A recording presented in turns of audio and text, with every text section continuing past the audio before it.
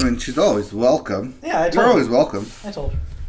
It's just that, it's just a matter of figuring out when she works down in Garden Grove, where it would make sense for her to drive here. She rarely works in Garden Grove on Wednesdays. That could be a problem. Yeah, so that's why it would be an additional trip for her. That does sound like a problem. Yup. Alright. Let's, hoot sweet it out to everyone. Toot sweet.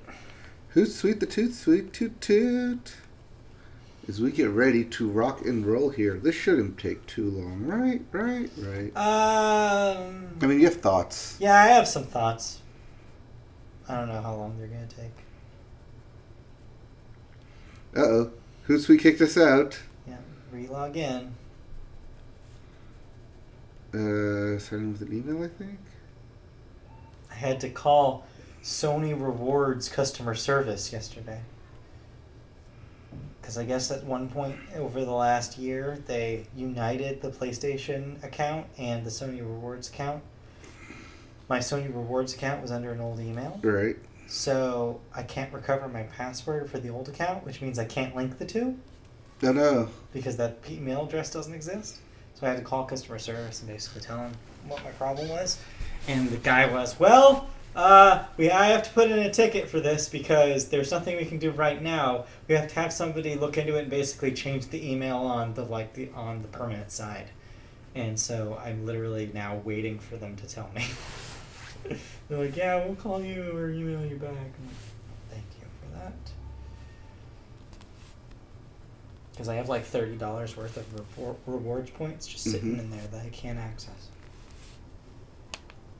Yeah, Verizon keeps telling me I have Verizon Rewards.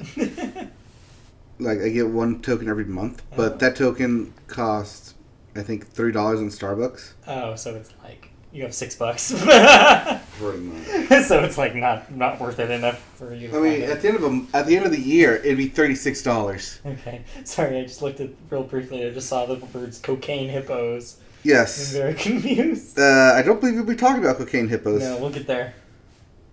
No, I mean, I literally think we're not going to be talking about cocaine hippos. Talking about cocaine hippos? Yes. Oh, because that's your third story. Okay, yes, because I had that before but the other Bob story. Iger happened. But then Bob Iger happened. Yeah, that surprised me too. I had to, I walked into the living room yesterday and Travis just told me that. I was like, wait, what? Yeah, I was all set and ready with news stories because I did that on Monday instead of Tuesday. Surprise! And then I was like, oh, let me see if anything else happened. Like, front page news, like 3 stories. And like, oh yeah, so Bob Iger happened. So like, much for choosing like an air. Oh, we'll talk about that. Yeah. All right. Well, here let's Hey, let's start recording here. Yes, let's start. Let's start the podcast. What are we starting, you ask? Let's get it started in ha. No, we're not the Black Eyed Peas. However, we are the Media Boat Podcast, and we, in case you don't know, are a podcast that is about the media, about movies, television, video games, and music. Not necessarily in that order. Today is February 26th, 2020. We are almost to March. Can you believe it? 2020 already almost 2 months down. Yeah, that means we have to talk about March Madness. We'll get there, but we have a nice leap day, though, this weekend, the 29th. So yes. Mark your calendars. Do not pay your rent bill quite yet. Wait until Sunday. If you can. Yeah, if you can. Because it won't be the first until Sunday. Unless you're Usher and you rent or your paycheck can't cover your rent, so you're getting turned up in the club. Yeah, but then if you're already there, then you're just in a bad way all over, so don't even listen to us right now. But the Media Boat Podcast, thank you for joining us. My name is Matt. His name is Mike. I'm Mike. He's Matt. He gives the news. True. I tell stupid jokes like that. I mean, we kind of swap those places sometimes. Sometimes. But yeah, so let's start into it. We begin, of course, with movies, and we begin, of course, with the weekend box office numbers. Oh, right. And so we called it, again, rollover? Because we are nothing if not immaculate at predicting things here. So, roll over. Yes, it Sonic not only Hedgehog. rolled over, it did the roll-in-place thing and powered up long enough for it to just kind of go forward really fast. Just jump into first place? Because Sonic the Hedgehog is still number 1 this week. Second week at number 1, This time, $26 million. That's just past 106 domestic right now. Mm-hmm. Not bad. That is still an extremely successful film so far. Yeah, it's blowing away expectations. Yeah. I mean, it cost $100 million, so there you go. That's your mark right there. And people like it. Yep. It's making the fans happy, and isn't that what matters the most? Yes. Also, that is domestic. Don't forget to add international to that, too. Yeah, so I'm sure it's doing really well overseas as well. Yes. Number 2, CG Dog and Harrison Ford star in The Call of the Wild, and that made $24 million in its first week. I'm surprised that made a lot of money. It made, I mean, if $24 million in a week where your number 1 is 26 a lot of money, then yes. But honestly, it's not that. Yes, but do notice that Birds of Prey didn't even open to that. I know. Speaking of which, number 3, Birds of Prey, $6.8 million. That's at only $72 million total domestic right now. Ooh. Are we done with this? Already been over this, that this was a big disappointment if you are DC. If you are Warner Brothers. This is not what you wanted to see. No. And the future of a Harley Quinn verse may be in jeopardy here. Well, the DC extended EU is fine, but I mean specifically stories about Harley Quinn and her friends. Yeah. Probably end here. I mean, sadly enough. She got the spin-off from Suicide Squad because of this. And they're still making a second Suicide Squad against all odds. So we'll see how that goes. Yep. Number 4, Bad Boys for Life, again against all odds, stays in there with another $5.8 million. That's almost a 200 domestic. That's 191. That shocked me. Yeah, it's good. It's good as passing. It's gonna hit 200. Wow. Does Will Smith have something in his contract where if it hits 200, he gets like bonuses? Oh, he hopes. I'm sure. No, that seems like more like old Will Smith, like Will Smith 20 years ago. I don't think current Will Smith cares as much. No. He just wants to be in a fun movie. I mean, that's why he was in Aladdin. For his kids. Hey, they're making another one of those too, so let's see. And then number 5, Brahms: The Boy 2. Debuted to $5.8 million as well. That's that's horror. It for that. So, horror film. Not a great opening, but again, you were up against Sonic strong competition, even if you were a horror movie in February. So there's your top 5. Moving in to... Well, actually, before we go into movie news, did you watch any movies this week? Nothing. Oh, did I? Did you? I'm going to go with no. No. Okay. Well, maybe I'll ask you again before we move out of movies, just in case you remember something. Okay. All right, moving into movie news. Of course, the biggest, 2 of these stories, actually both these stories are really big. What am I telling you? Yeah, we're doing 2 stories. They're 2 stories, but one of them happened first, I guess you could say. But the order of operations says one happened before the other. All right, pop some champagne because we did it, everybody. Pop half of your champagne because we half did it. Well, I mean, it's pretty good news regardless. Harvey Weinstein is sentenced. He was found guilty, and... he will be sentenced on March 11th after being found guilty of criminal sexual assault and third-degree rape in his New York sexual assault trial. The jury took 5 days of deliberation after a 7-week trial to settle on the guilty verdicts.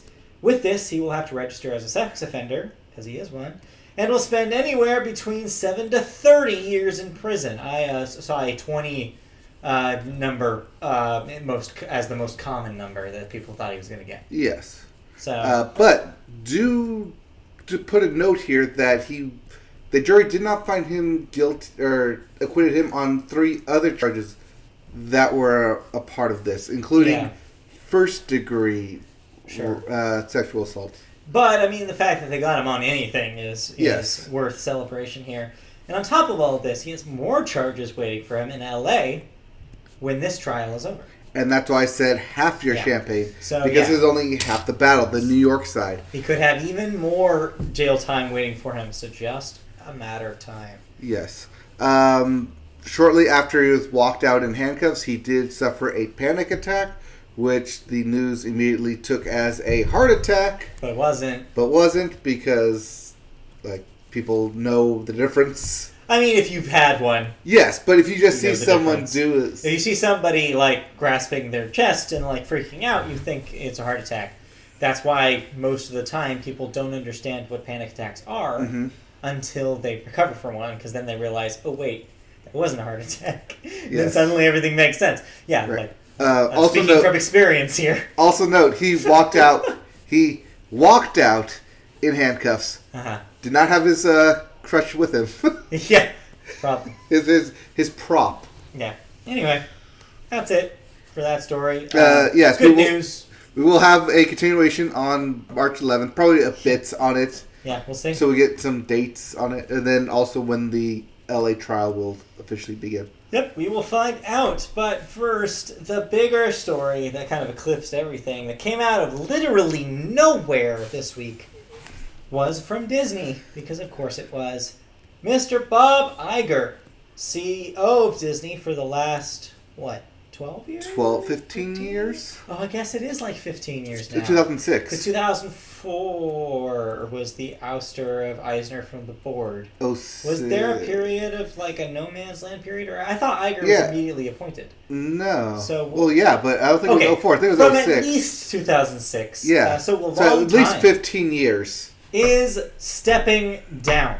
So this is partially, we knew this was coming. Eventually. He had a 2021 date of, I'm going to step down by 2021, which is still in 18 months. But we thought there would be some sort of ramp at least, or some sort of pre-announcement. 22 months? Instead, what he chose to do is he stepped down effective immediately on Tuesday.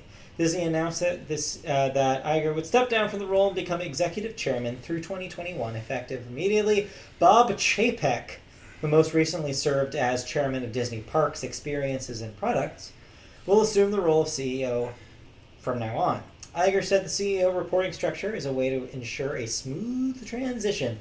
Chapek said he envisions his role as CEO to be continuing to work on the, quote, strategic pillars established by Iger, especially Disney's direct-to-consumer initiatives. But, quote, at the same time, look around the corner at what's going on in the marketplace that would necessitate a fresh look at those things. Right now, the course that Bob had laid is one that we fully intend to follow, and I think will pay dividends to shareholders, because that's who really matters, isn't it? For years to come, Chapek said. So Iger plans to focus on Disney's creative strategy through the remainder of his tenure from the chairman position, but kind of let day-to-day operations be handled by this Chapek dude. Probably smart if you're ready to retire, is to kind of wind things down. Yes, he wants to do more of the fun stuff, more of the creative stuff. Sure, yeah. Not so much the day-to-day stuff. But this also does mean that Disney may not be heading into the fun-loving Disney that we know and love. I don't think so. The way that this guy is talking, it seems like he wants to basically just continue the line. I think that mention that about looking towards the future and like what other options out there, I think that's to assuage the shareholders who are like, but what about burgeoning technology? What about this? What about this? What you would not? What about the things you haven't touched? And this is him basically making both sides happy and being like, yes, we will look into the future and stuff, but also, Bob, I got your back. We're going to continue doing the same thing because obviously it's working. Yes, but also note that Chapek was from Disney Parks. And have you been to Disneyland recently? No, I haven't. Have you seen that prices have gone up, but everything's kind of stayed the same? Also, that's not necessarily a lot of it's been true. Stagnant. You're talking about things staying the same in the same like 2-year span where they literally put out an entire Star Wars land in Disneyland. I don't think that's correct at all. I think right now they're trying to balance out the new features of the parks with a newer price, which makes sense. In fact, I thought that was inevitable as soon as Star Wars Land came out, that there would be a price raise. Sure, it sucks for the people who want to go really badly, don't want to spend an arm and a leg to go in, but also there's a lot to see there at those parks now. Yeah. And there's more planned. Like, there's more stuff coming. I'm just worried that he's going to be looking at the bottom line and only the bottom line. I mean, he's the CEO of a multi-billion-dollar corporation. Of course that's what he's going to do. Yeah, but, even at this point, Bob Iger spent money on Star Wars and Marvel under his tenure. And Pixar. Because he saw the future and knew it was going to be a good investment, and he was right. That was about the shareholders at the same time. There was no way that you can make that argument that was for the fans. That's totally for the fans. At this point, I'm like, I'm cynical towards this because I'm like over it. Like, the whole corporate culture of Disney is just like such a monolith at this point, and it's just going to continue doing that, like being that, because no personnel change is going to change that. Like the days of like Michael Eisner trying to be like Walt Disney on our television screens is over. That's no longer what Disney the company is. Now there is a bunch of money changing hands constantly, and they're making money such at a fast rate that they are just looking at the shareholders. That's what that company is. Yep. They're not for you. I know. Giant corporations are not in your best interests. What? Vote Bernie Sanders in 2020. What's our motto here? What's our motto here? It's a business. It's a business. It's a business. It's a business. But just a reminder, California, the primary is coming up next week. Next Tuesday. No, following Tuesday. No, the 8th. It's the following right. Tuesday. It's the following Tuesday. Yes. But if you are in California, you can start submitting your ballots now. Yes. Or so they tell me. So just fill in that dark circle next to Bernie's name. And just toss it in. Anyway.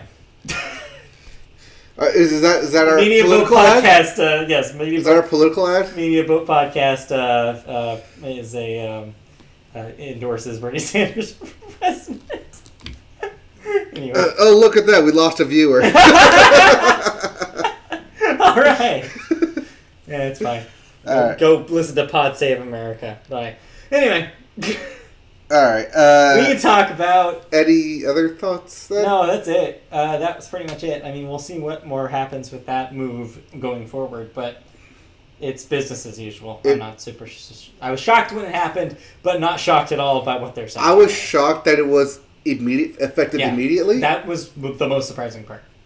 Right. With no sort of explanation about why. Just moving on. Just chopping off the arm. Which makes me wonder, as somebody who is very knowledgeable about the times about Eisner's tenure as CEO, makes me wonder what was happening behind closed doors and what book we're going to get out of this in 20 years. I wonder if he did this for monetary purposes, because as CEO he cannot sell his shares. Oh, maybe. So by him no longer bail chairman. out, do it now and sell now before, say, the market crashes because of the coronavirus or some other electoral aspect. Or he just figured that this would be a good time. Or maybe he saw the poll numbers and was for the primary and was like, "I got to get out of there before a socialist comes in." The four previous primaries? Yeah, he probably was like, "Man, I got to get out of here. It's not going to be good for corporations for the tax rate if we get these little lefty guys into office." Why February?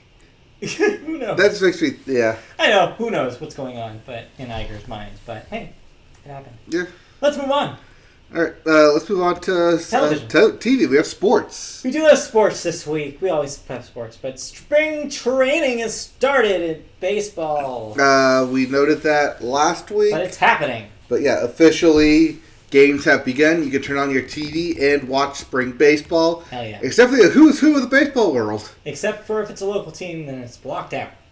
No, I mean, it's who's that? Who's that? Who's that? Yeah, who's that that? too. Yeah, exactly. Yes, my favorite who's who. Yeah, literally, who is who? Yes, who is who. But no, I think of the Dodgers who are blocked. Yeah, I noticed that game was blocked. I was like, I kind of want to watch this. Yes, because Spectrum still has the cable rights for it till next year, I think. Hope. Yeah, that's fine. I don't watch the Dodgers anyways in a normal season. All right. Yep. Any must-see movies for March? From the chat. Onward. There you go. That's it. Yeah. Disney Pixar's Onward comes out on the 8th. Yep, that's about it. I believe. Yeah, 6th, 8th? 6th. 6th. So yeah, the first weekend. Look forward. That's probably the only one really on my radar. Because I think Wonder Woman is in summer. Yeah, everything else is later. Yeah, so Onward would be the only one. Thank you, chat. Thank you. All right, let's move on So we're still in sports. That's right. Meanwhile in what? What? I'm saying, did you do new releases for movies then? Did we? Oh, we skipped it. Yeah, that might be why. Oops. Sorry, let's rewind a moment. Yep. The new Diamondbacks is destroying the Dodgers on one spring training game at a time. Damn. New Diamondback being Cole Cal Swoon. Uh-huh. Yep. I wonder why. Cole Cal Boom. So sad. Sad to see him go. Yep. But good to see him leave. Ha ha ha. Yeah. Anyway, sorry, yes, to rewind the clock a little bit, there are 2 new releases in theaters this weekend. Oh. We have The Ride. Pass. You don't want to go on the ride? I forgot what this one was. I don't know what The Ride is.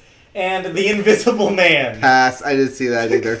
All right, that's it. So that's why we skipped this. The Invisible Man is a horror film. Yeah, about the Invisible Man. Starring Elizabeth Moss, where her husband turns man. himself invisible, and she's going crazy because no one can see him, but he's there. Can see him. Or is he there? I don't know. Is he? It's a horror film. Anyway, let's go back to sports. Okay, so we had sports going on. We're talking about spring training. So spring training. Moving on, though, I'm guessing this is boxing. Or is this MMA? Boxing. It was a boxing match. Okay, thank you. Because you did not specify. No. And it's a fight of some sort. Yes, the fight this past weekend. King of the Gypsy. As he calls himself. Okay, at least he calls himself that. Yes, the King of the Gypsies. Tyson Fury won a total knockout in 7th round against Detone Wilder. That is not total knockout. What's a TKO? That is technical knockout. I thought that was a total knockout. No. All these years, I thought that T was for total. No. And even then, he didn't technically knock him out. His coach in the corner threw in the towel. Got it. During the 7th round. That being the technical part of the knockout. Yes, technically, he's knocked out. Got it. Meanwhile, in hockey... but yeah, he calls himself King of the Jews. King of the Gypsies. Whoa. King of the Gypsies. Because his uncle... Because it's like... it's Ash Wednesday today, right? Oh, shit. It's Ash Wednesday. It's Ash Wednesday. We didn't say Happy Ash Wednesday. Yeah, we don't... I don't know why we would have, but okay. But Happy Ash Wednesday. You know, everybody knows the Medieval Podcast is Fairy Villages. I mean, we endorse Bernie Sanders. Anyways, so his... Doesn't care about Ash Wednesday. So his uncle was Bernie like Sanders' the top uncle? fighter. No. Tyson Fury's uncle was the top fighter. I got it. For their, Gypsy clan. Who gets named King of the Gypsies. And before that, his grandfather was also that person. What's Chad saying? Nothing yet about this. It was definitely heading towards a total knockout. Okay. Fair enough. Yes, but he did come into the fight being carried, because it was in Vegas at the MGM Grand, being carried on a throne. Nice. Coming into it. Whereas Wilder came in like the Black Knight robot from Transformers. And because it weighed 50 pounds on him, that it tired him out as he was walking it in. Wow. And that's why he lost. Anyway, moving on to hockey. Anyways, expect a third fight for that to happen at some point. I will not expect that or watch it. All right, hockey. Hockey is happening. Alex Ovechkin became the 8th player in hockey history, in NHL history, to score 700 career goals. That is a milestone. Good. Milestone. Also in hockey. But this is the big news that came out of hockey. Yeah. David Ayers. So, have you heard of this story before this? This is new to me. Okay, so, you know how hockey has that one weird rule? Sure. So, the one weird rule in hockey is that there has to be an emergency goalie at every game provided by the home team. Okay.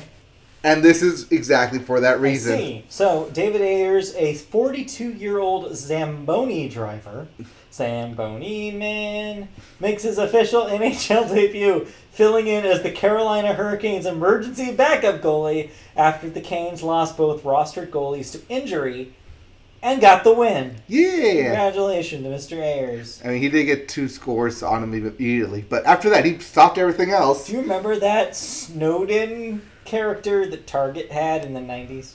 It was a snowman. He was named Snowden. This was long before Before Edward Snowden. Yeah. No, do you but go remember on. that? Well, they did a TV special once about this character. Sure they did. It was on like ABC or something, and there was the only reason why I remember it. You can find it on YouTube in its entirety. I found that out. But yeah, if you ever like, the only reason why I remember it is because there was a song in it about a Zamboni man called Zamboni Man, and that's how that song went. It was like Zamboni Man. Just Google or YouTube Zamboni Man. You probably won't get it because I feel like that's what I did to look for it. Didn't find it. Then searched Snowden TV special on YouTube and found the whole thing. Okay. It was a roundabout way of getting there. There's definitely a roundabout way of But doing yeah, something. so ask me anything about a Target characters TV special that aired it like once in 1999. Apparently, you were not the only one who remembers this. Oh my God! Somebody else remembers The Snowden. chat remembers this. Oh, The chat remembers Snowden. thank you. You got you, Matt. I'm not crazy. Yes. Apparently, this was a targeted ad. It was a Target. Okay, I had a plush Snowden. Do you still Yeah, have made a stuffed plush in. Snowden? You know what? I probably no longer own that plush Snowden. I don't know where that Snowden went. At some point and somewhere, you had a... At some point in my life, I had a plush Snowden. Okay. I want to say it said something when you squeezed it. I don't remember what. Let's go to Target. Probably. Let's go to Target. Anyway, phone's ringing. That is not my phone. 314. I don't know what that is.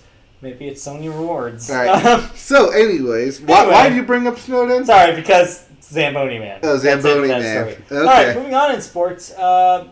This past Monday, as most of you probably knew, because apparently it was a very heavily watched television event, was the Kobe Bryant Memorial Service. Yes. I listened to that thing live, and oh boy! Yeah, it was another sad. crying Jordan meme. Yes, in fact, he pointed out himself that he would become a meme again. Yep. But he didn't care because that's how much he cared about Kobe Bryant. Yes. Also, someone forgot to tell Shaq that they were live. Yeah, and apparently. he cursed. Yeah. It was great. Yeah. But it was an emotional moment. Seems Yes. like it was an opportunity for, for a real good, like, come together kind of moment for Kobe. Which was Yeah. Then Vanessa Bryant also spoke. Yeah. And literally brought everyone to tears as she talked about her daughter. I mean, of course. And then someone else spoke as well, who is our next story. None other than college basketball player Sabrina Ionescu. Ionescu. It ends with a U. Ionescu. Thank you. Yes. Becomes the first NCAA player to record 2,000 points, 1,000 rebounds, and 1,000 assists in their career. And that's man or woman. That's any basketball player in college. Yes. Also note that earlier in the day, she was at the Kobe Bryant Memorial giving a part of a eulogy. Wow. That's quite a performance. Yeah. Let's show you. But just those stats of 2,000, 1,000, 1,000 in a great. career is insane stats. Yeah. Yeah. Easy number one pick in WNBA. Oh, easy. Your new star, pretty much. Pretty much like on that cusp of becoming on that superstar that the WNBA needs. For sure. And then lastly in sports, we travel over to tennis. One of the greats is retired, Maria Sharapova, after 28 years and 5 Grand Slams. What a career. You know what a Grand Slam is, right? Yeah. Not the baseball Grand Slam. Right, yes, no, I know. The tennis Grand Slam. Yes, the tennis Grand Slam. Okay. Not the Denny's Grand Slam either. I've probably had 5 Grand Slams in my life. And you don't see me in no Hall of Fame. Just saying. There's a Denny's Hall of Fame, maybe. For every moons over my hammy I ate, I'd be on the wall. The moons over Miami in moons Miami. Over Miami. Okay, that's it for sports. Yeah, I saw that Maria Sharapova thing literally 2 hours ago. There you go. It was like, oh, that happened. Oh no. Okay. Lost another one. Is that it for sports? Can we move on to television news? It is never enough for sports. But that's it. One last thing. Okay. This upcoming Sunday is indeed the fastest Sunday in America. Okay, how fast is it going to be? It is 2 hours? NASCAR. It is hours. NASCAR AAA. They get ready for work 2 hours early. It's Fontana. All it's right. Fontucky. So when is the Roval? Roval is later. Okay. I'm sure chat will tell us when the Roval is. Yes, tell me when the Roval is. Yes. I will watch the Roval. I will be going to some NASCAR. Hell yeah. This week. Get your drink on. This Sunday. Because that's what you do at NASCAR. You drink. No, you enjoy the camaraderie of everyone. I mean, of course, yes, you drink. What else are you going to do? Hopefully there's not as bad of a crash as there was at that one race. From Daytona 2 weeks ago? Just hope nobody gets messed up that bad. Yeah. Okay, that's it for sports. Yep, that's it for sports. It's time to talk about television news. All right. This is the part of the show where we talk about the news and television. Well, we're going to jump right into cancellations, I guess. I guess, sort of, but this is one we knew about, so it's not really a cancellation as much as a finale.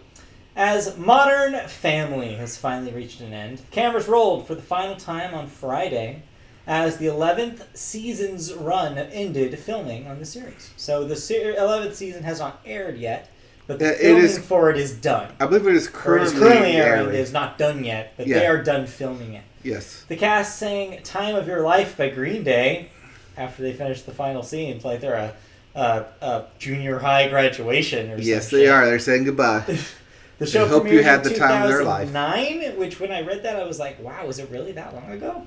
Well, what is 16 seasons since then? 11 seasons. 11 seasons since then? Since 2009. Yes. And won 5 Emmys for Outstanding Comedy Series over the course of its 11 seasons, but not recently. The finale will air on April 8th on ABC at 9 p.m., so stay tuned if you like Modern Family. I'm in the middle about Modern Family. I think I saw some stuff I liked when I did watch it, but it never grabbed me enough for me to be a regular viewer.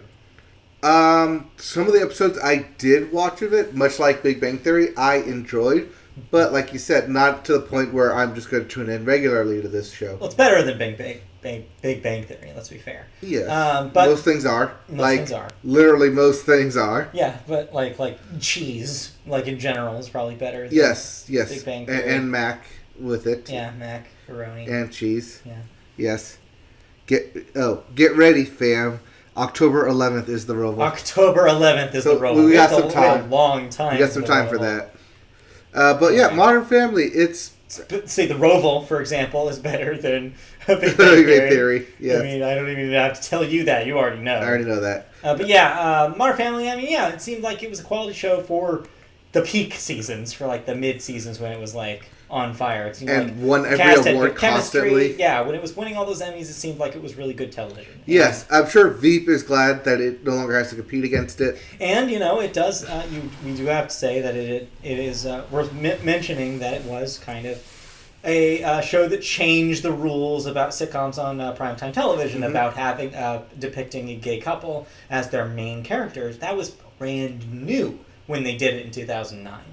I mean, shows like Will and Grace had played around with the idea of gay relationships, but it wasn't until Modern Family who had one every single week, like a family, a literal, literal family in front of you, basically showing this every week. It was like a big deal. Seems quaint now, but it was when it was new, an achievement for primetime sitcoms. So yeah, it'll be remembered. It will definitely be remembered as one of those like classics down the line. Yep. Even if it wasn't 100% consistent towards the end of its run, from what I understand. Neither are most stuff on ABC comedy. Pretty much nothing that lasts 11 seasons is going to be great unless you're like The Simpsons, and even The Simpsons by 11th season, people were like, eh. So yeah, it's hard to do. South Park. Anyway, define good. Yeah, your level of good. If that was ever good. Your level of good may vary. Your mileage may vary. Speaking of critically acclaimed sitcoms, our second story here is about a more recent one that's gotten a lot of acclaim, at least in its home country. Of Netflix? No. Oh. Of Canada. Oh. We're talking about Schitt's Creek. Well, watch your language. That's SCHITT. Okay. I know a lot of people are big fans of this. Yes, I've heard people praise this show. It's interesting. I've seen a couple of episodes of it. It's a real dry humor. Okay. If you like Christopher Guest movies, like Best in Show, like it's that. Yes. It's that kind of vibe to it, where it's like not laugh out loud funny. It's more like, oh boy, these characters. It's a lot about the characters. I got some Parks and Rec vibes from it. The way that it's like a small community, and the characters are very like strong personalities, kind of all clashing with each other. I also got Arrested Development vibes from it, as in it's basically a family of like lunatics who are all weird in their own way, and so it's an interesting kind of combination of different stuff that a lot of people really love it. And Canada really loves it. So how much do they love Schitt's Creek? They're giving it 26 nominations in the 2020 Canadian Screen Awards, including Best Comedy Series. Okay. That is a record. Ooh. The series has the most television nominations ever in a single year, including multiple nominations in several categories, including writing, in which 4 of the 5 nominated episodes in the category belong to Schitt's Creek. The other nominee, running everything. Yeah, the only other nominee in that category is from the Crave, another Canadian network, I'm guessing. Yes. Comedy Letterkenny, which also I believe has come here on another network as well. All 4 lead actors in Schitt's Creek are competing against each other in Best Lead Actor/Actress categories, with another 6 actors nominated in the Supporting Actor and Actress categories. So it's a good time to be in Schitt's Creek if you're Canadian. So that's 10 acting awards. That's insane. Over 4 awards. Yeah, that would be like if 10 nominations over 4 awards. Yeah, that would have been like if in like 2011, like Modern Family was nominated for 4 out of the 5 writing Emmys. Didn't happen, but it would be like that. Yeah. I mean, Game of Thrones was cannibalizing itself several times. But I mean, I get over the course of the year. What I'm saying is, I guess I get the appeal. I don't know if it's something that I will watch in its entirety. It didn't really grab me, but yeah, I get it. If you do want to watch it in its entirety and want to know what it's about, it's on Netflix. It's on Netflix, so check out Schitt's Creek if that sounds appealing to you. All right, that's it for television news. I have one television thought just to get out of the way here. Okay, what is your thought? So I watched the CW's new series, Katie Keene. How do you spell that? It's Katie, Katy. Okay, I was going with an IE, but and then Keene, Keene. Okay, see, I thought they might do a play on words, like no, she's keen eye or something. So it's funny that you say that because you're probably right. Because Kate Keene is an Archie Comics character. Okay. Which means that yes, this is a spinoff of Riverdale. Oh. Except not really. The reason why I say not really is because... Okay, so should I keep listening then? Because you said Riverdale, and I was like, nope. So, it's not exactly like Riverdale. So, the only thing it shares with Riverdale is a universe, because they do mention the existence of Riverdale and characters within it. And also one character, Josie, yes, of the Pussycats, moves to New York. And is now in this cast as opposed to the cast of Riverdale. Is this a way for them to spin that off into Josie and the Pussycats? Maybe, but doesn't look like anytime soon. It seems like that she is just one of an ensemble cast here. Okay. The Katie Keene in the title is, of course, referring to the main character. She is the focus, more or less, but it's really an ensemble show, kind of like how Riverdale is. Okay. So, take Riverdale, but then completely remove all of the, everybody's constantly being murdered stuff and how there's always a mystery. That's all gone. This is not that show. It's not a murder mystery show. It is not a supernatural show like the Sabrina stuff. It is the first one of these Riverdale kind of expansion shows that is just straight up about these teens and their relatively normal lives. The catch is, of course, they live in New York and they're all in different parts of the art world. Like Katie Keene is in fashion. She wants to be a fashion designer. She works at an upscale department store where she helps princes get dressed up for a photo shoot, stuff like that. So it's not super average everyday kid stuff. Well, I say kids, they're in college. They're college age. They're 20-somethings. So is this not Sex and the City or the spin-off Carrie's World or whatever? Actually, it's funny that you say that. So because that was also on CW. I'm watching this with Christy, and she did compare it to the Carrie Diaries, which was that's what it was. Prequel Sex and the City series. Yes, it is similar to that. Also similar to something like Gossip Girl, where it's just about these 20-somethings in New York in doing New York things. So yeah, for example, Josie's trying to have a singing career, so her story involves like this millionaire record executive that enters her life, and this record store she starts working at part-time and stuff like that. So it's like all these characters kind of have their own thing. There's a guy who's trying out for a Broadway show. The boyfriend of the Cade Keane character is a boxer. Guess what his name is? Boxer? K.O. Kelly. Because he's a boxer. Wait. He purposely calls himself He KO? calls himself KO. It's a nickname, I think. But everyone refers to him as KO. This is the level of cheese the show is operating at. Because, yes, it's extremely cheesy. That might be too much cheese for me. See, watching the pilot... And I love cheese. Yeah, watching the pilot, I was like, yeah, this is cheesy, but also it's just enough of, like, what's going to happen in the next episode to keep me going. Mm-hmm. This is not a spoiler because it's in the trailers, but, for example, the first episode literally ends with KO proposing to Katie. Oh. So it's like, what is going to happen? Is she going to say yes? And then the second episode literally takes that and runs with it. Okay. Literally. And so, yeah, you can imagine the kind of show that this is. It's it's like Riverdale. It's super cheesy and predictable, but unlike Riverdale, it's not dark and, like, murder-filled. Ooh, murder-filled. Yeah, exactly, like Greenfield. Yes. So, yeah, that's Cade Keane. It's on SCW. It's had 3 episodes so far. I think the next one is tonight. Okay. So, yeah, check that out if that sounds appealing to you. All right. Interesting. That's it for my television thoughts. Do you have any television thoughts this week? I finished Key House. Okay. Or Lock and Key. It went last 2 episodes went exactly as I thought they would, where they wrap up everything, and then the last half hour they say, oh, but we're going to set up for season 2, should we ever get it. And very predictable, and yet still fun. That's good. So if they do get a season 2, I will definitely be watching it. Yeah. Putting that on my Netflix to watch list. The season finale of Love is Blind is technically tomorrow. So I'll have my final thoughts on that. But so far, it is like trashy TV. Yeah. At its lowest, finest. Finest, lowest? Yeah, sure. Those can be the same. Yeah. For me, I mean, besides Cade Keane, the other 2 shows I'm watching right now. So Brooklyn Nine-Nine, 7th season started. Yes. It is still good. The recurring Vanessa Bayer character is hilarious to me, and I'm glad that they brought her back for another episode. Okay. She's great. I love Vanessa Bayer. And then the other show, of course, Lego Masters continues. Mm-hmm. That last episode was, oh boy. I don't know if you're caught up on that thing. No, but, I'm not.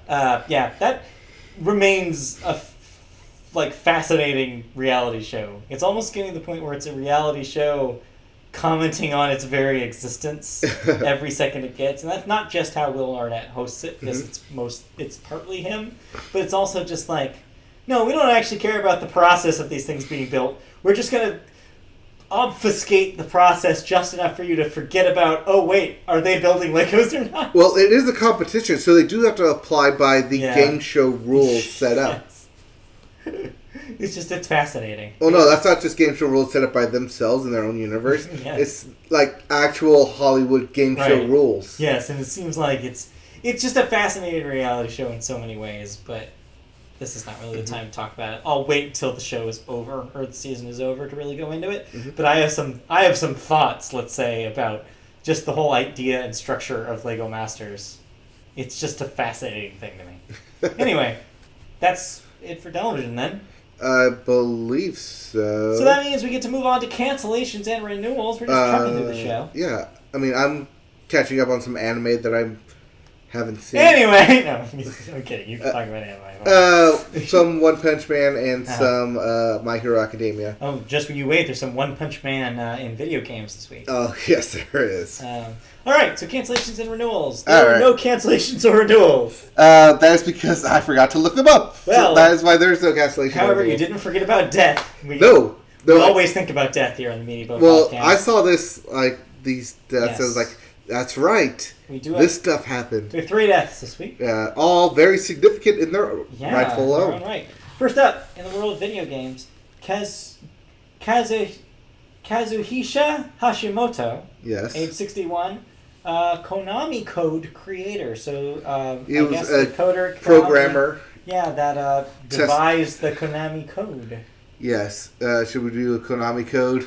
Well, it wasn't left, Up, down, left, right, B, A, start. B, A, start.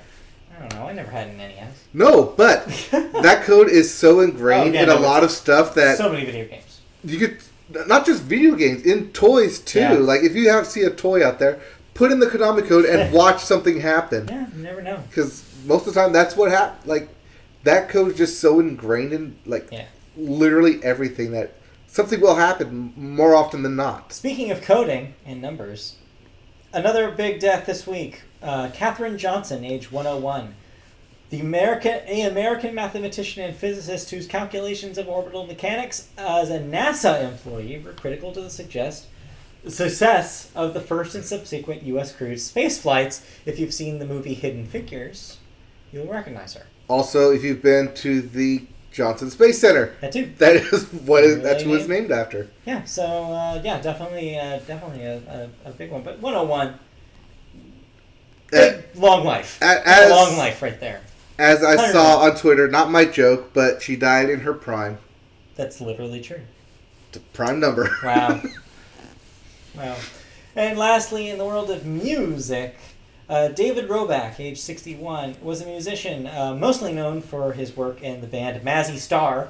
If you're drawing a blank on who they are, the songs "Fade Into You," mm-hmm. and the other one "Into Dust," which were both infamously used in Gears of War trailers in the 2000s. But also a great band in their own right. I love Mazzy Star. As well as work in other bands like the band Opal, which I believe precedes Mazzy Star. Definitely had an impact on the alternative music scene in the 90s and beyond. So definitely will be missed. Mm-hmm. All right, that's it for cancellations, renewals, and deaths. So I hand this over to you, and we talk about what? Billboard. And when we start talking about music. Music. We always start music with the Billboard. And when we start the Billboard with the Hot 100. One of the hottest singles in the land. Well, the number one hottest song, continuing to be the hottest song, is The Box by Roddy What's Ricch. in the box? Have you listened to this song? No, I've never heard it. Okay, that makes two of us. They're not playing it on the radio, so I have no idea what it is. All right, number 2, Life is Good by Future, but it's really featuring Drake. Yeah, still good. Number 3, Circles by Post Malone, still up there. Yep. Number 4, moving up, Dance Monkey by Tones and I. Continues to dance. And new to number 5, Don't Start Now by Dua Lipa. Okay, I won't start now. And hopefully she doesn't start now next week either. Who knows? Moving into your albums chart, your Billboard 200. Yes. Making a new number 1 album. And, I don't know, getting a bonus, I guess, out of this? Probably. Changes by Justin Bieber. Yeah, Justin Bieber. I've heard that this is not a good album. I've not listened to this thing. Yeah. I mean, I knew he was putting out a new album sometime at the beginning of this year. I forgot that was a thing. Yeah, it happened. Yeah, it happened. Number 2, we have Artist 2.0 from A Boogie with the Hoodie. We talked about it last week, briefly. Yep. Number 3, The Slow Rush by Tame Impala. Which we talked about last week, briefly. Number 4, Please Excuse Me for Being Antisocial by Roddy Ricch. Still there. And number 5, All About Love by Monsta X. Those are all in caps, by the way. I'm not going to... You want to yell all that? No. It's yelling at me. Thank you for not yelling. Okay. If you don't like any of those albums, we have new releases. What am I listening to this week? I don't know what you're listening to, but here are the new releases. I'm listening to at least one of these new releases. Could it be F8, the Five Finger Death Punch album? No, it's not. That Five Finger Death Punch? Five Finger Death Punch. We also have American Standard by James Taylor. Uh-huh. The Main Thing by Real Estate. Uh-huh. Color Theory by Soccer Mommy. I will be checking that out. Simulcast by Taicho. I believe it's Tycho. I believe it is, but I'm going to say it how I want to say it. All right, fair enough. And Suddenly by Caribou. Suddenly, Caribou? You? Caribou you. Caribou. Okay. Alright. Not listening to any of those. Okay. Moving on to music news. Lady Gaga. Yes. Has announced that her next single, Stupid Love, the first new material she has released since the Star is Born soundtrack, Yep. is dropping Friday at midnight. People are excited. I know what I'm listening to this week. People are extremely excited about this. The singer posted the news on her social media accounts, and there's also a billboard in Hollywood. Yeah. Details were scant at this article published, but an early version of the song leaked onto the internet last month. Right. That version of Stupid Love is a disco-infused anthem whose style harkens back to Gaga's Born This Way album. So yeah, when this leaked, I saw a lot of discourse on Twitter about it, and everybody was saying, like, unanimously, this seems like a return to form for Gaga. So if you didn't like Jolene. No, not Jolene. I do Joanne. that every single time. Joanne. It's not Jolene. Jolene's the Dolly Parton song. It's Yes. Joanne. Yes. If you didn't like the Joanne era of Lady Gaga, which a lot of people did not, it seems like this is more like classic Gaga. At least the leak is. Who knows if there's some sort of change that's happened with the single since then. Who can say? We will find out together on Friday. Maybe she affixed wolves. Maybe she did. Anyways, we'll find out Friday, and Yeah. I will probably listen to that thing. We'll find out. When it drops. Talk about it next week. Yep, talk about it next week. Might be my song of the weekend. Maybe. Just on repeat. Moving on then Yes. to the recording industry. Yeah, this one's, if you like some hardcore stats, this story is for you. Alright, I'm about to throw a bunch of numbers at you, so Get ready. bear with me here. A study just released by the RIAA shows bad and worse news for sectors of Hell the yeah. recorded music business, like physical media sales and digital downloads. But better and better news for streaming. Yeah. And that's the only news that matters when it comes to revenue for the music industry in the United States. That's kind of how things are going. Streaming grew by 13% in 2019 from $9.8 billion to $11 billion in retail value, accounting for 79% of the overall pie. Think about that for a second.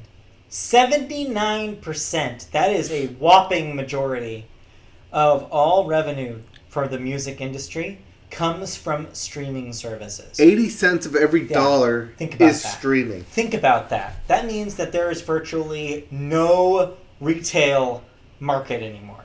That streaming has taken over to the point where they have pretty much now are the music industry. Yeah. Can you believe that? In the 5 years? Longer than that, just give or take. But yeah, it's been an insane change. I just put up 5 years since we've been doing this podcast. Oh yes, in the 5 years since we've been doing this podcast, certainly, but even beyond that. Yeah. Yeah, it's just, it's crazy to even think about how high that number is. I mean, because we had reported on earlier about how vinyl was making a comeback years ago. And it still is, if you go further down the story here. Right, because an even more encouraging figure, perhaps, is the 25% year-over-year growth in revenue from paid streaming subscription services. That was up 25% to $6.8 billion, So yeah, with subscriptions now accounting for 61% of all cash brought from recorded music in the U.S. That's notable in just the way that as streaming gets larger and larger, more people are ponying up to actually pay for it. And that's really important for the industry. An industry who once poo-pooed the very idea of not paying for music streaming. Like, remember, I think when we first started doing this podcast, speaking of 5 years ago, when there was a story about one of the major labels being like, no, they shouldn't even have Spotify free. like, let's try to pressure Spotify to shut down the free service. Remember that? Mm-hmm. Well, look at where we are now. It doesn't matter because Spotify ended up being right. Spotify was like, no, believe me, when this starts snowballing, people will sign up. And sure enough, they were when right. people eventually get sick of their ads, they will sign up. Well, it's not only that, but I think just percentage-wise, right? Like, the amount of people who are seeing this thing, the more people means the more people who will have incomes high enough to be able to afford a subscription price. Mm-hmm. So, yeah. I mean, subscriptions are everywhere. The other day I was at a party and asked, why am I listening to ads? Yeah. It was weird to hear an ad on a streaming service. It is weird. It's like, just pay. Yeah, I don't. Obviously, we don't want to be like classist here. Like, if you can't afford it, by all means, yes. Get your music whatever way you can. Right. Also, this was exactly the same, like almost word for word debate when Napster came out. Right. And people were like, "Oh, we could just download it for free." Yeah. It's like, oh, but then we opened up a pay site as well. And this guy's saying here, there's a free site and a pay site. Yeah, like, options are not a bad thing. I like the options. Of course, it's a whole nother conversation we do not have time to get into now about whether or not streaming is good for the smaller artists. I'm going to tell you right now, it's not. So, yeah, by all means, this is not us saying, like, yeah, this is rad, this rules, like, go to Spotify. No, that's not what this is. This is just me being in literal awe of, like, how much stuff has changed and how dominating streaming has become. I mean, it's literally a tidal wave over the past 5 years. Yeah, tidal wave for sure. Except for Tidal, years. which Except is for not Tidal. a player in the scene anymore. Sorry, Jay-Z. Well, speaking of things you listen to on a streaming platform, Yes, I believe you listened to an album. I did. Sorry. Wow, I'm yawning early this week. I don't know what it is. Giannis. Yes, Giannis. Giannis. I listened to the most digital of digital records. Grimes, Miss Anthropocene. Okay, so yes, I listened to the new Grimes. So yeah, Grimes has had a crazy couple of years, hasn't she? Yes. So she's, of course, now, madly in love, I guess, with Elon Musk. And more madly than in love, I supposedly guess. bearing his child. And yeah, just the length of time just going up to this record was just exhausting. The signals weren't good. And I was just ready to just be like, all right, let's just get this over with. Let's, see what this thing is. Well, she managed to surprise me. She managed to make something that's actually worth listening to. This is a good album. Okay. I wasn't expecting it to be as good as it was. It is definitely not Art Angels. I think that listening back to her last record, I think that thing is pretty close to perfect as records go. That thing is still great. This is not that. It's a little longer. There's a lot more filler here. There's a lot more experiments going on that she doesn't quite nail. But when it's on fire, it's on fire. And there's some really, really great songs in this thing. It overall is super artificial and digital sounding. So if that turns you off, you will not enjoy this. But if you're ready for some blips and bloops and some stuff that she has admittedly, even admitted straight up is influenced by nu metal. Mm-hmm. It's very much that kind of harsh industrial kind of pop music. So if that sounds interesting to you, check some of this out. But overall, I enjoyed it. It's fun. It's good, but it's weird. It's got some weird stuff in it, but yeah, it's still good. So, having no basis for Grimes, literally zero platform at all, I listened to this thing as well. Okay, what were your thoughts? My first thought was, is Grimes a DJ? So that's actually a tough question to answer because yes, technically she is. She does do DJ work. That being said, she is not a producer in the traditional sense of that word. She performs, writes, and produces all her music. She is a one-person everything. Okay. She has she has collaborators and stuff. That's not to say that she does everything herself. But mostly this is, she is everything. So she is technically, yes, a DJ, a producer, a singer, a writer, everything. Okay, because the first couple of songs on this album, I It's thought... very electronic. It's very electronic. Okay, so it's just a DJ album. I didn't know Grimes was a DJ. It's not. And then it switches. So the song the song where it switches is actually one of the better songs on the record. Yes, I enjoyed that. Yeah. And then it switched back. I'm like, wait, what's going on? It's kind of audio whiplash. And that's kind of how she has always been. I did like 4 a.m. Yeah, so that's the song she did at the Game Awards. And it's a banger. When that thing goes, it goes. Yes. Yeah, that thing's intense, and that's for sure, like, if you want to put that on a party playlist, like, it's almost perfect for it. I agree. That's a highlight for sure. Yeah, I think that is the one song on this thing, like, I immediately listened to and was like, yep, that's the hit right there. It's pretty rad. But as for everything else, I think it is audio whiplash for having no basis for Grimes. I mean, what I would really, really, really recommend, go back to her last record, Art Angel. Try it because it is similar in the way that she's playing with lots of different kind of genres and styles. Okay. But it's more consistent as it feels more like a straight up pop album than this one does. Okay. Less electronic influence, but there are electronic influences. And less like industrial nu metal stuff. More like something akin to a Carly Rae Jepsen record or a Lady Gaga record. It's more in that pop wheelhouse, but still on like the leading edges of both sides of that. So she does enough experimental stuff with each of the tracks that it's not just simply that, but there's a lot of good stuff on that record. If you found things to like here, I think you'll find a lot more to like on that record. Okay. So I recommend it. All right, so another one of my that's your homework assignment. You didn't do your homework last time. Tisk. Give you an F on that assignment. All right. Anyways, we're done?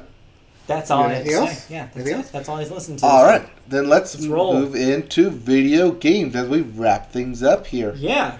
Video games. We have new releases for video games. We do. What am I playing this week? I don't know what you're playing this week. Here are the new releases. We have Blood Roots for the PlayStation, Xbox, Switch, and PC. Disgusting. Metro Redux for the Switch. Yeah. That's one of the release. Metro games. I'm not really sure which Metro game, but it's big. I want to say the first one. I bet it's the first one. 2033? Yeah. I want to say it's that one. We also have one man punching thing. You mean One Punch Man, a hero nobody knows for the PlayStation, Xbox, and PC. Yeah, I guess it's a One Punch Man video game. You did do that too. One Punch Man. One Pancham? One Pancham. It's about one Pancham. Yes. I almost tried to name him One Punch Man, but there's not too many characters. Just said Punch Man. Or maybe. the number one Punch Man. Maybe. We also have Romance of the Three Kingdoms. All three of them. 14 that's a lot for the PlayStation. And lastly, Grand Blue Fantasy Versus for the PlayStation. Yeah, a fighting game based on the browser game. Oh, what? I know. You heard me. A fighting game based on a browser game. Yes. Okay. That's way more popular in Japan than it is here. Sure. Grand Blue Fantasy. All right. Yeah, see? Nothing. All right. Let's get into video game news, and we start with Microsoft. They're getting out and talking. Yep. Because ahead of an official price and release date reveal, Microsoft has announced new details in regards to its upcoming next-gen console. Just a heads up, the a lot Xbox of this stuff Series we already X. knew about because of leaked rumors. This is just all this being officially announced. I also don't think we ever reported on because all these we rumors. don't report on rumors here. Yep. So yes, this is what's going on with the Xbox Series X. Yep. In a blog post, Xbox head Phil Spencer focuses on a handful of key areas, mainly hardware power, viable rate shading, and ray tracing. Fancy stuff. An improved quick resume function. Or resume. I wish you had a quick resume function. Right. Like, hey, I have a job. Hey, Xbox, I have a job interview later. Can you just plug one in, put anything on it. I don't really care. Thank you. An improved quick resume function and a brand new feature Microsoft is calling Smart Delivery. Smart Delivery. The hardware will boast 12 teraflops of GPU power, which Microsoft notes is twice that of the Xbox One X. That's a lot. Which is based on an AMD Zen 2 and RDNA 2 architecture. Yeah. A variable rate shading technique allows the GPU to prioritize individual effects on specific game objects rather than focus on the entire screen. It will also support hardware-based DirectX ray tracing. The post also confirms solid-state drive storage and 120 frames per second support. Yeah. The quick resume feature promises to be faster without waiting through load screens. Yeah. And now it can be used with multiple games at once. However, Smart Delivery, the new feature, is essentially cross-buy. Yeah. Letting you purchase a game once and play it on whatever is the best hardware available. This was probably the biggest story that came out of this whole blog post thing, was that, they're basically up here saying that, if you buy Halo Infinite this holiday and you don't have a Series X yet, you will get the Xbox One version of the game and be able to play it just fine. But if you ever do get a Series X in the future, you will not have to buy that game again. Because after basically the Series X is out in the wild, all of those, at least the first-party Microsoft titles, just like Halo Infinite, you will automatically have a copy of that for the Xbox Series X as well. Like, it will just be one copy for all versions. Now, do note that having a physical copy and a digital copy are two different things. Yeah, but Xbox, or Microsoft has come out and said that the new Xbox will be backwards compatible, and that is a main focus of it. Right. So I guess this is a good sign for people who maybe are a little hesitant about starting the next generation quite yet. This allows you to play maybe a slightly downgraded version of next gen games going forward, or it allows you to buy the most modern version of the game and also have a version for, say, your little brother's Xbox One. Whatever ends up being the case. Mm-hmm. It's cool. It's interesting. It is interesting to see how it will play out. Yeah. And also it would be interesting to see if third parties will do this as well. So far, this is not a company mandate. It's not like they're forcing third parties to do this. It will be completely opt-in. Right, but also to note that they have like 16 developers under their first-party umbrella. Right, they're getting pretty large. So there'll be lots of first-party material for sure. Right, outside of just Halo and Gears. But what I'm saying is you can't guarantee that Assassin's Creed from Ubisoft is going to be smart delivered. Right. There's no way of knowing whether they're going to play nice. Right. Or whether they're going to make you buy a separate Xbox Series X version. I wonder how this will integrate with, say, a PC game. Yeah, they weren't super clear about that. They tried to do this with Windows prior to this, where if you bought a game on Windows, you could play on Xbox and vice versa. So I don't know if they will go that far. They'll probably be like the Xbox series of consoles is a separate thing from a PC version of a game. But I don't know. Maybe that won't be the case for the stuff. I guess we'll see when we get specific games being announced for specific platforms. Mm-hmm. We'll see that one. I wonder if you do only see like first party do that type of at launch outreach between all three. I would imagine that Microsoft will do it. I don't know if other developers will. Well, like I said, first parties. Yeah, we'll see. We'll see. Yep. All right. We will see because they will have a. You don't have a date here for that. I don't. No. They'll be talking to us soon about the Xbox Series. Well, we know that there will be at E3 in the summer, so we have that. Right. They also have not pulled out of any of the major conferences that Sony has. Mm-hmm. So, for PAX example, East. since last week even, since the PAX East announcement, Sony also said that they were not going to attend GDC this year in San Francisco. So they pulled out of that, also citing coronavirus concerns. So Microsoft presumably will be at all of these events in some form. Okay, interesting. Yeah, so we'll see. All right. Let's move on then. Yeah.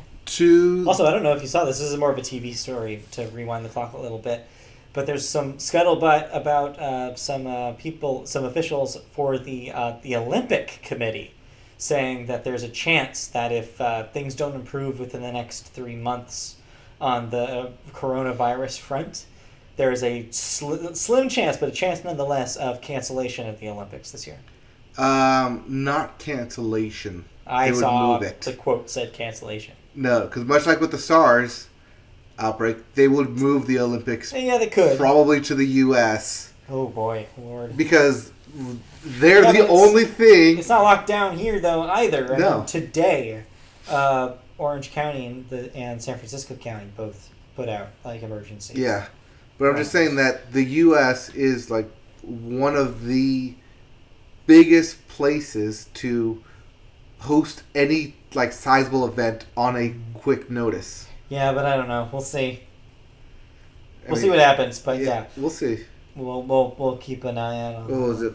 Oh no, it wasn't the Olympics. That was the '99 World Cup. Yeah, was what it was. So I don't know what they'll do, but yeah, all eyes are peeled on Dick Pound. Sorry? Dick Pound is the man from the Olympic Committee who had that quote about the possibility of it being canceled. His name is Dick Pound. Okay, you keep telling yourself that. No, that's his name. It's Dick Pound. So when he goes to France, does it get changed to Dick Euro? No. Or to come to the US, it's Dick Dollar. Dick Dollar. Stupid. Moving on.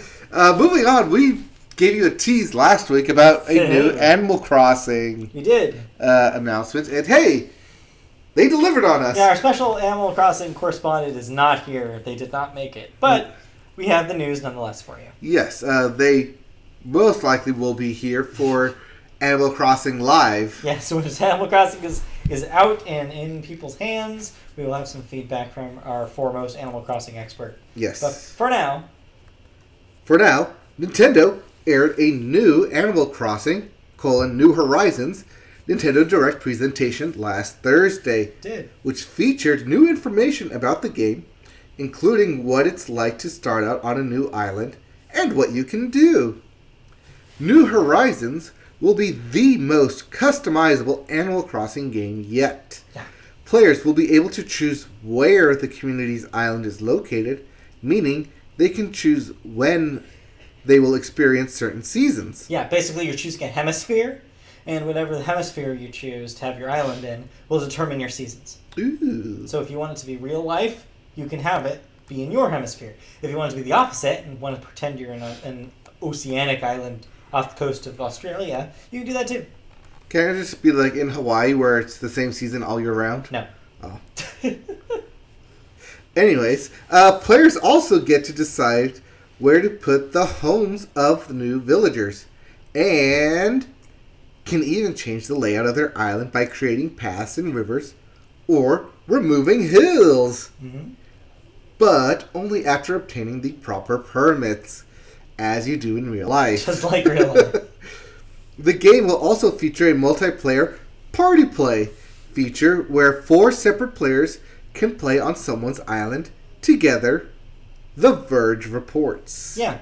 This is neat because, as we mentioned briefly in a previous episode, there's only one island per console. Yes. So the way they're getting around this is kind of like the original GameCube game. You can have other your friends live in your island by playing couch co-op with you. Okay. Yeah, that's how it's going to work. Huh. Each New Horizons island can provide a home for up to 8 players and an undetermined amount of familiar game characters such as Tom Nook, Kix, Gulliver, and Isabel. Yeah, I mean, there's a whole lot more that happened in the Direct. We cannot go into all of it because it would have literally been like 15 paragraphs of information. Yes. It's 25 minutes of just Animal Crossing. Pure info. So yeah, it seems like there's a lot more customization of how you decorate your houses. There's an addition to the Nintendo mobile app that will allow you to import designs, t-shirt poster designs from the previous Animal Crossing games into this game. There seems like there's so much for like the most hardcore of hardcore Animal Crossing fans to love. So yeah, this will be a real cool thing for the people who are into Animal Crossing. I've only played Animal Crossing, like I played the mobile version. I only played actual, I think the GameCube version, in passing a handful of times. Yeah. So I'm not like a whole hardcore Animal Crossing fan on this. Sure.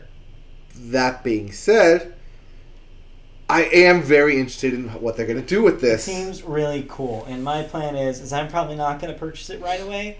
I'm going to play a little co-op with the person that I know that is getting it. Mm-hmm. And, kind of live the world vicariously through that and then, like, see whether or not it's something I want to own. Okay. But, yeah, so I will definitely add feedback when this thing comes out. All right, sounds good. Our impressions. I mean, it comes out on the March 6th? 8th. March 8th, I believe. Yes. Okay. So we'll have that in 2 weeks. Look forward to it. But before we get to that game, Matt, I'm going to hand you a spatula here. Okay. I just have one lying here randomly. Okay. Spatula. As I do. So here's your spatula. Okay. And now tell me about house flippers. It's not that kind of flipping. Oh, okay. Okay, let me prepare the bird over here away from screen. All right. So a while ago, there was a PC game called House Flipper that came out. I saw some videos on the internet of it. It seemed 100% my shit. What I mean by that is, this is literally a game where you get emails to go to somebody's house, and they basically tell you what they need fixed or changed. And your job is to do a number of things, basically to fill like whatever they need the job done. And this is literally just doing busy work around their house. Okay, is this a mobile game? No, it is it was originally a PC game. Now it's on consoles this week, which is why I'm playing. I'm playing on a PS4. Okay. And basically, there are a handful of things you can do, and all kind of are based around basic things you would do to actually renovate a house in real life. Okay. So, for example, if there's a bunch of trash, you can pick up, like, one of your jobs is to pick up all the trash in the house. So this is done, like, literally just highlighting it and pressing the shoulder button to get rid of it. Don't you wish it was that easy in real life? Oh, totally. Just go, like, boop, boop, boop, and just get rid of trash? Yeah, I might throw out my shoulder button doing that. Yeah. That's good. Or you take your mop, clean up some stains, if there's stains all over it, whether there be stains the carpet, the walls, the doors, etc. You're just waving your mop at it and magically cleans, right? Oh, the magic mop eraser. Wouldn't that be great? So sometimes the jobs are, this is just a mess, please come and clean it. Sometimes the job is, we have these installation places for radiators or sinks and we need somebody to come in and install. So sometimes you'll have to go in a house and install a radiator, and that's literally as simple as buying it from your like tablet store, placing it on the thing, and then doing an assembly, kind of like that symbol with care game I described. Yeah, I was about to bring that up. It's similar to that, where it's like but even more simplified than that. You don't have to know or figure out anything. It's not a puzzle. It is literally just this part is glowing blue. Click on it for a while until it fits into place. It is everything just simplified to where it's just busy work. Nothing, there's no puzzles, there's no challenge, there's no time limit, there's no stress. It is literally just, here are a bunch of tasks. Sometimes you have to paint walls. You have to buy the paint, whatever color they want you to be. You have to dip your paint thing into the paint thing. You have to do this all physically. You have to dip it in, you have to paint, and you only paint like one stripe up and down at a time. You can get upgrades, however, the more you use these things to make all of these processes faster. Of course, you may be asking, but wait, if the whole idea, or if you're enjoying this game because it's super relaxing, do you want it to go faster? And my answer is kind of no. So I haven't been updating all that stuff, because I want this experience to last as long as possible. But can't you do more stuff if you do it faster? Yes. And as the game goes on, your tasks get more complicated and more complicated. So eventually you're getting to the point where you're combining a lot of these things. So at the beginning, somebody might just have you come to their house just to clean up. Later, they'll need you to clean up, paint the walls, and redecorate the entire bathroom with like tile and like showers and installations and stuff. So I'm just starting to get into that part of the game. And this is all in order to save a bunch of money so you yourself can start flipping houses. Start basically actually buying houses on the market, renovating them, and flipping them to make more money. Yeah, okay. That's where this is all eventually leading. But at the beginning, at the onset, you're basically just responding to emails and doing these small little tasks. You're just being handyman before you flip it. And I love it. I'm having so much relaxing fun with this game. Is it because you like accomplish things at a quick There's a feeling rate? of accomplishment for sure, but also it tickles that part of my brain, the same part of my brain that like really enjoys a nice spreadsheet, which I know not everybody is like this, but I am. I just have one of those minds where I'm just like, I'm at like peace when I like clear something completely or fill something completely. The like, Tetris effect. It makes me, it's the Tetris thing where it makes me feel good when something is either completely cleared or completely like when I'm able to like make a process from 1 to 100 and 100 to 1 regardless. And so and like this is filling that zone for me. So it's going to probably replace Call of Duty for a little bit as my like unwind game when I get home. And I played it for like 4 hours yesterday after I downloaded it because I just could not stop playing it. I was just like, this is just so... like if this all sounds mindless, it probably because it is. So I 100% get if this sounds like the most boring game you've ever heard out there. Understandable. But for me, I love it. Is this thing on the Switch? I do not know if there's a Switch version. I think they're currently because PC, it sounds like something I would want on the Switch. PS4 and Xbox One. I want to say the PS4 version launched yesterday, and I think the Xbox One version launched today. Okay. I do not know if there's a Switch version planned. I'll say it sounds more like something that I would enjoy on the Switch, where I can come home, pick it up, throw something on TV, and play this game. Honestly, this would be a really great Switch game. The only thing is that it's surprisingly technically like pretty impressive. Okay. But only at certain moments. Like when you're doing demolition, when you're like breaking down a wall, it's actually pretty crazy how the physics engine works and like how the wall actually breaks up in realistic chunks. Because other than that, it's not a very impressive looking game. I was going to say, what's the art style on this thing? Because I'm just imagining realistic. Something like The Sims art style. No, it's not stylized at all. Okay. It's not stylized at all. It's basically just like, this is a house. Okay. Yeah. This is just a house. This is rendered like a house. Huh. Yeah. And there's like a plethora of options. Even though the game is basically telling you what to do, there's also some space for your own customization too, because you do have your like little... You have your own house at the beginning of the game, which is kind of like this little like shack that's really run down. And so, in between doing jobs, you could spend some money and fix up your own place. I am opting not to do that because I'm saving money because like I said, I know that there's some sort of grander thing later where I will need thousands of dollars. And so I'm not doing that. But I know that some people are probably going to walk into their house and be like, I need to do something about this. And immediately want to change it.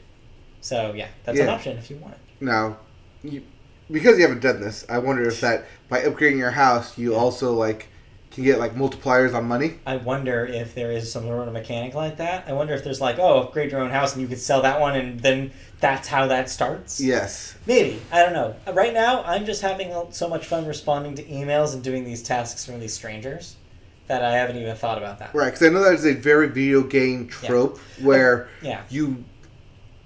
where it wants you to restart the game in order to get that. Now you can do everything times 2 or times 3. Yeah, and maybe. So that's what I'm thinking. Yeah, but I don't know exactly how gamey this is because I think one of the coolest things about this thing is it's not very gamey at all. Beyond the leveling up of your abilities, that's the most gamey part of it. Okay. Like I said, everything else is almost it's simplified, but at the same time, it makes you do stuff you don't think you need to.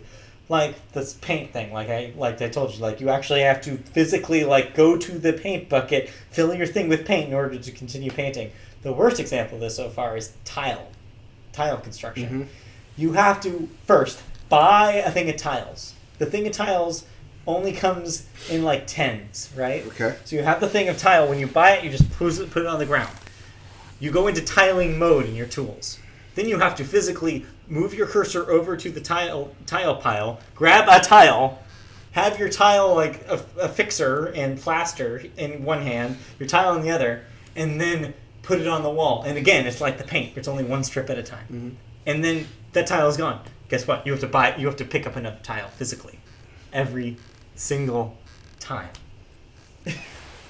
So yeah, some people will look at that and be like, no, I'm never doing this. When is the upgrade coming? The car just does it automatically. But that's the thing, is that unlike a mobile game where you'd be like, oh, I need that because there's going to be some sort of timer that's going to expire and I'm not going to be able to do anything for the rest of the day. Or another game would have had like a time limit on these challenges and been like, well, you have to get faster in order to beat the harder levels. But this is not that. And that's the important part here. That is just literally for if you want it. The options to like make the game faster is completely just optional. If you want to make the game faster, you don't have to do any of that. Yeah, it's pretty cool. Okay. So I really like it. There's some weird stuff about sometimes where it's like hard to tell. Like you're going for a percentage of completions a lot of the time, and you'll need to clear out all the dirt, for example, if the assignment is clear out all the dirt. Sometimes it's not super clear where in the house that dirt is. So there's one thing that kind of sucks sometimes, because sometimes you're arbitrarily waving the mop at places to see if you got the last little bit of dirt. Yeah. Or like if you vacuumed the last cockroach. Yeah, there's cockroaches in this game. Don't worry, there's an option in the menu that if you are afraid of cockroaches, it literally says this in a tooltip in the game. If you have whatever phobia it is, they even mentioned the name of it, about cockroaches, you can change all cockroaches to broken glass. It's really cool. Yeah, okay. But yeah, so that's House Flipper. It's on PC, Xbox, and PS4. Yeah, I'm having a lot of fun with it. Okay, sounds good. Like I said, if it's on the Switch, I might check it out. Who knows? Maybe. I mean, like I said, I could see them doing it, but I don't know. Right. If it technically is ready. Yeah, so okay. That's House Flipper. That's House Flipper. House Flipper. All right. Did you play anything else? Some houses. No, that was pretty much it. I ended up taking some Pokemon Home Pokemon and put them back in Shield to fill out some Pokedex entries. So I think I'm 136 in Pokedex total at on Shield now with those additional ones. So. I know I'm at least 100. Yeah, I was about 100 before this, and then I added that 36. I think came from the Sun and Moon and Pokemon that I moved over. Okay, cool. Yeah, that's the thing remains terrible, but there are plenty of other resources on the internet. Just search Pokemon Home bad, and you'll see several headlines from this week from other sites that talked about how much of a pain it is transporting Pokemon over there and how the GTS is broken and how basically everybody hates this thing. Okay. Yeah. Well, that's not us. That's not us. Yeah. This is not the Pokemon podcast. I don't have time to really go into it. Right. All right. But you do have time to plug us away. We do, because that is it for video games, and that is it for the Media Boat podcast. All right. So if you've enjoyed us... Which I know you did. Yeah, you did. Meh. You can come follow us on social media everywhere. Yeah, you can find us all sorts of places. First of all, though, we should say that this is a live show on YouTube. If you want to catch us next week live, you can go to youtube.com, search Media Boat Podcast. There you can like, subscribe, click on the bell to get notifications when we go live. You can also hear our audio version of this podcast on most podcast services, including Apple Podcasts. Just search Media Boat Podcast and you'll find us. Social media, we're on Twitter. Our handle is MediaBoatCast. Our Facebook page, just search Media Boat Podcast on Facebook. You'll find our page. Comment there as well. You can find us on twitch.tv/MediaBoat, where we're playing video games every once in a while. You can find us on patreon.com/MediaBoat. There you can donate as little as $1 a month. That small amount can help us make this show even better. Please consider donating money. It does cost money to host a podcast, so keep that in mind. And donate. And that'll do it. That'll be it. Thank you for joining us. We'll be back next week for another episode. Thank you all for listening. Be back. Thank you. Okay, bye. Boy. Yep, trying to end this. 8 o'clock. Okay.